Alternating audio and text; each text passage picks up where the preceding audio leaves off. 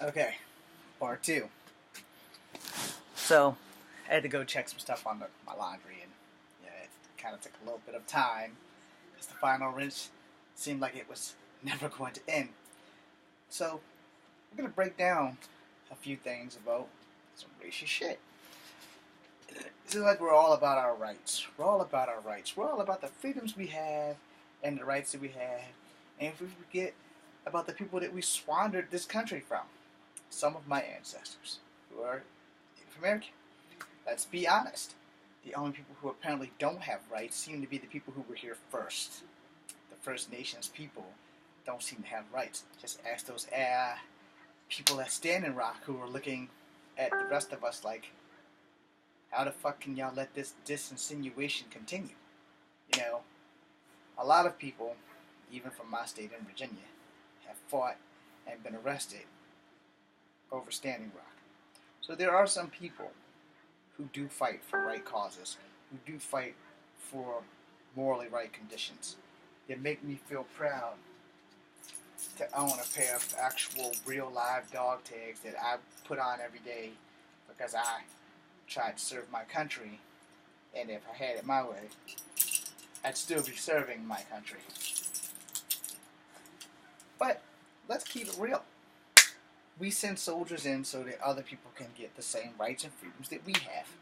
Now here's where more racist shit come in. Back during the Korean War, I don't know the Korean word for white people for dissemination or insulting purposes, where if you were Chinese or Japanese, the words would be Gaijin or Guailo. Alright? Which basically means that could also go for a black man too. Alright? Now, since I don't know those words for the Koreans or for Vietnamese, all I can know is what I was taught, and what I was taught was GI go home. Alright? Now, I never understood why in the hell Americans were GIs, instead of military go home, it was GI. So whatever the hell that means, GI go home. Now, here's the thing. If you don't know anything about American history, you need to understand that I'm about to give you a straight lesson of American history and fucking racism. Alright? Why am I giving you an American history lesson in racism? Because America was built on straight fucking racism. And now, I will say, in the beginning, it started off because of straight fucking prejudices. Alright? Now, why did I reevaluate, reiterate, re-acknowledge prejudice? Alright, so somewhere over in the European countries, we have the European monarch who only believes that you can have one religion, his religion. Now, apparently, they happen all over the European country. Have a seat, Alf. So then you have these right-wingers and left-wingers that decide, we don't want to have to take that shit. We want to be able to believe in whatever God we want. Then you got the idea guy. Bing! Hey, why don't we prove the world is not flat, and let's travel over there. Over there. Yeah, over there. What's over there? I don't know, but we need to go over there. Are you sure about this? Yes. Willie told me that he had a friend. They went over there and never came back. So we're gonna go over there. That's right. We're gonna go over there. So then they all jumped on boats and went over there. But when they got over there, they discovered that over there was already preoccupied by people who ran around visual aids with these things. They didn't have fire sticks. They had these things. So, then somebody decided, instead of trying to talk to people who can't understand your damn language, let's get uppity and speak with what the hell we have. Fire sticks. Fire sticks have the power to eliminate 4 or 5 people at one time. Just ask the Zulus when they had that big fire rock stick. That would be a cannon. for those who don't understand that language. So, your freedoms that you have are based on a racist prejudice lie in which the elders in one country decided that you guys are going to go by our beliefs and our religions or you're going to fucking burn. Which didn't really change much because when we got over here all of a sudden, people who had different religions and decided to make slaves out of other people and bring them over here also decided that dreams were witchcraft, in which since women weren't allowed to speak freely, say what they want, and could be raped at the drop of a hat, if you had a sexual dream about a young teenage girl and you could not fuck her, you deemed her to be a witch. And what does everybody else do with the witches? Oh, they decide we're going to stone them, hang them, lynch them, Joan of Arc their ass. For those who don't know, Joan of Arc was burned at the stake for being a woman disguised as a man, playing a knight, going around leading the French people to like awesome ass victories. And for her victories and trials, what does she get in return? She gets burnt the fuck alive. So, need I say more about racism and prejudice? With extreme prejudice comes great deaths. Joan of Arc. In many countries before Joan of Arc, there had been other women who basically have done the same thing. Mulan, Wing Chun, a couple of Japanese ladies, I can't really remember their names. Even if I could, I probably couldn't pronounce them. But anyway, women have been very good figure fronts for fighting lots of causes. And it wasn't until the women's revolution here in America where America caught up with the rest of the world. However, the good news in America is that as a woman, you couldn't really be penalized for touching a weapon of any kind. Because somewhere back in the old countries, it was illegal for women to touch women, which would either have them beheaded or behanged, and all kinds of other things. But yet, how were they supposed to defend themselves from other tribes and clans coming in and just raping them by not learning how to use weapons? Of course, Asia was one of the leading forefronts of not letting women touch weapons. However, there have been a secret society of Amazon Asian women who fought from the Gobi Desert through Mongolia all the way back down through central China. These things aren't really told to you because they don't want you to know certain truths in the world. Now, what does this have to do with racism and prejudice? Well, I just gave you a whole hint of, in certain countries, women touch weapons, they were executed on the spot for doing something that had no purpose of really doing something, so we're just going to execute her because she fought her father his sword. Yeah, that's just really fucked up, That might be the only child he had. It's not her fault, she was put on a chick. But in the time eras and things like that, people didn't seem to give a shit. And now that we spin your ass all the way back around to the present day of America, your rights, your freedoms, your choices, and your prejudice and your racist attributes. You're probably thinking, James, why are you doing all this? Why are you saying all this? Because someone has to.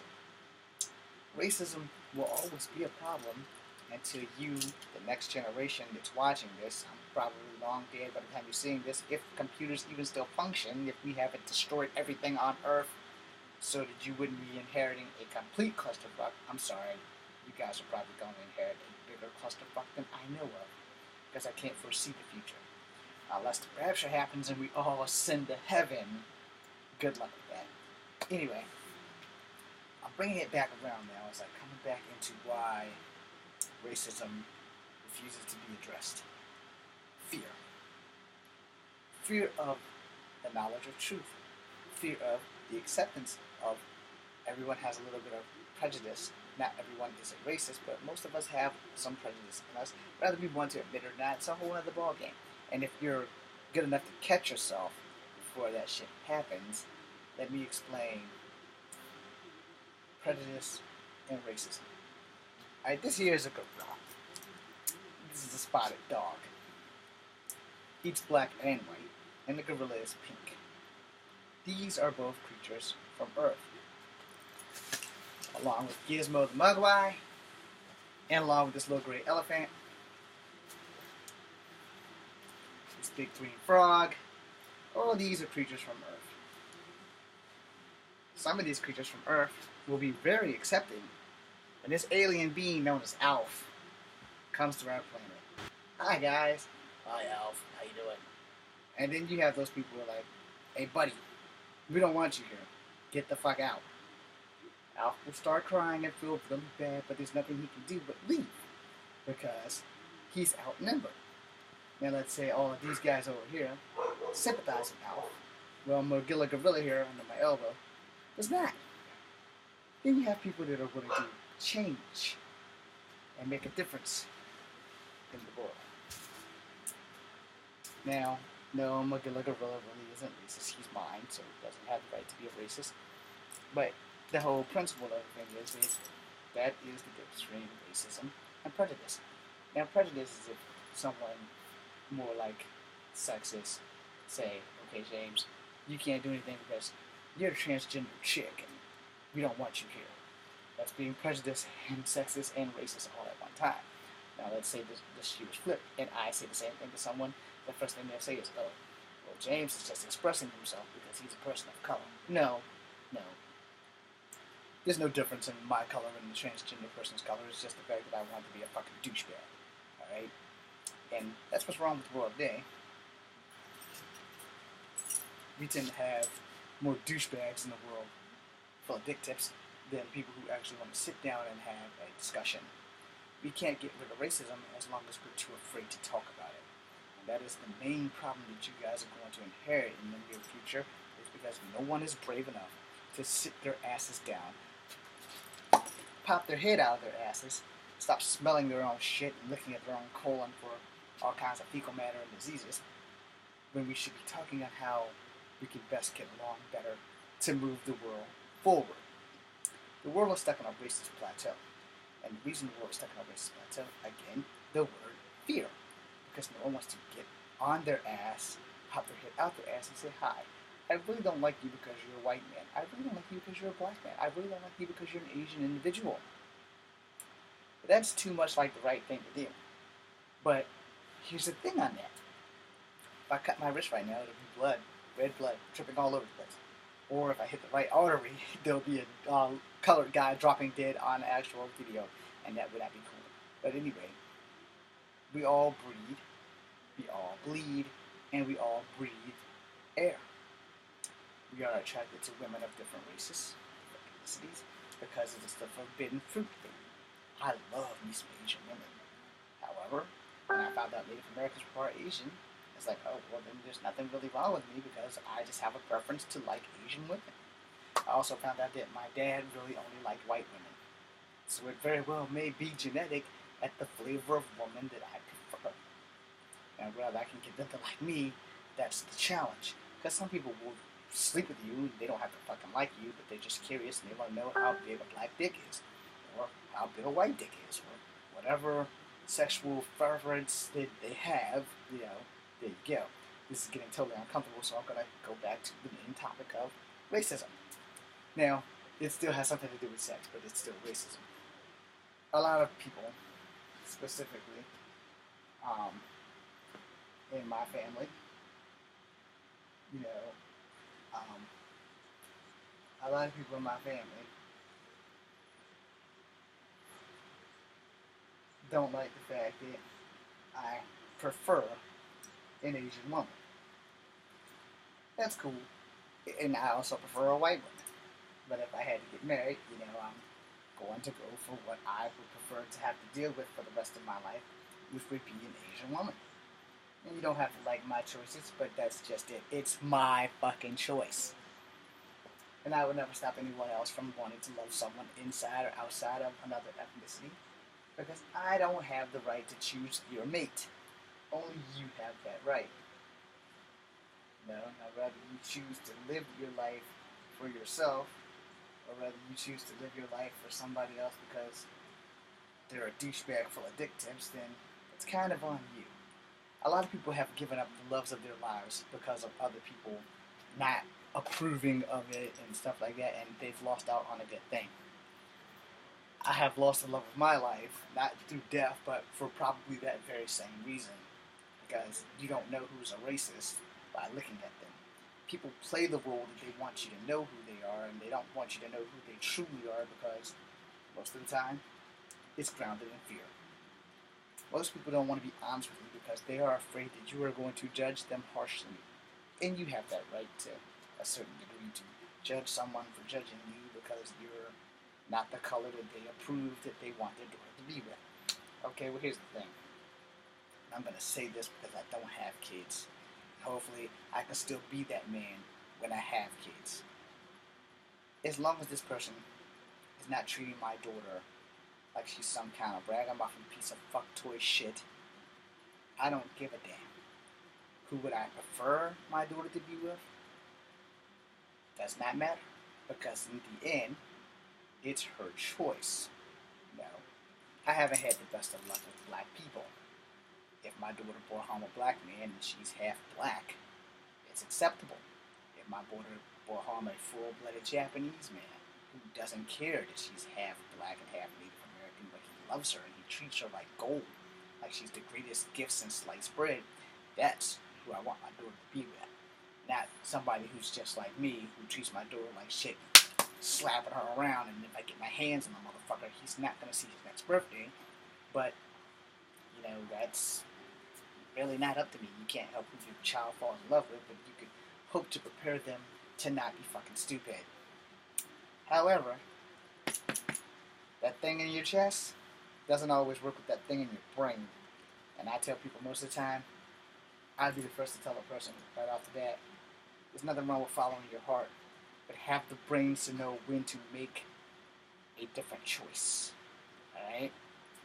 You don't throw someone away who loves you because of the color of their skin and because your parents don't approve of it. You know, that's a dick move gone left because 15, 20 years down the road, you'll be like, damn, you know, I probably should have stayed with that person who treated me like I was somebody than the person who treats me like a fucking doormat. And if you're a chick and you're into being treated like a doormat, happy trails. May you eventually wake up, grow up, and find out that that's not the way you deserve to be treated.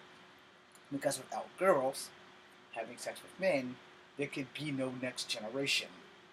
Now, in that, you want to raise the next generation to be better than what we are. You want the next generation to be able to go to a white man and shake his hand without feeling the sins of his fathers.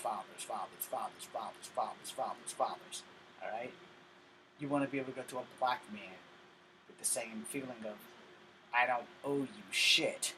You know, it wasn't my ancestors' fault that my ancestors and your ancestors had raw hairs up their ass and decided that, you know, hey, you're going to be that nigga that we're going to beat down and you're going to work the cornfields and the rice fields with the Native Americans and the Chinese and everybody else because we're superior. You know, let me break this down to you. No one can help the ethnicity in which they are born. And for you racist motherfuckers who just got watching this video, because there's only going to be 2 minutes left before I have to go make the third video, there is no superior race. There's just superior intellect. Now, yeah, you can be born white and you can be born black, but this thing right here is what makes you superior. And your attitude towards people who aren't as fortunate as you. Now, if you're going to be a racist, then you're going to be a racist. There's nothing I can do about it to change you. But I will say this. If you're going to be a racist, then be honest with everyone. Especially yourself. But know that your friendship level is probably going to be very declined. You know, because a lot of white people are coming around that racism is just fucking wrong.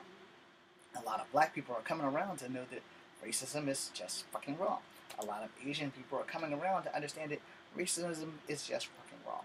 The fact that we are all human beings, which is the only race, should be something that we should all take into consideration instead of the fact that, oh, we're all this or we're all that, and I don't like this guy because he's black, I don't like this guy because his eyes are slanted, I don't like this chick because she's fat, I don't like this chick because she's skinny, I don't like this person because they're in a wheelchair.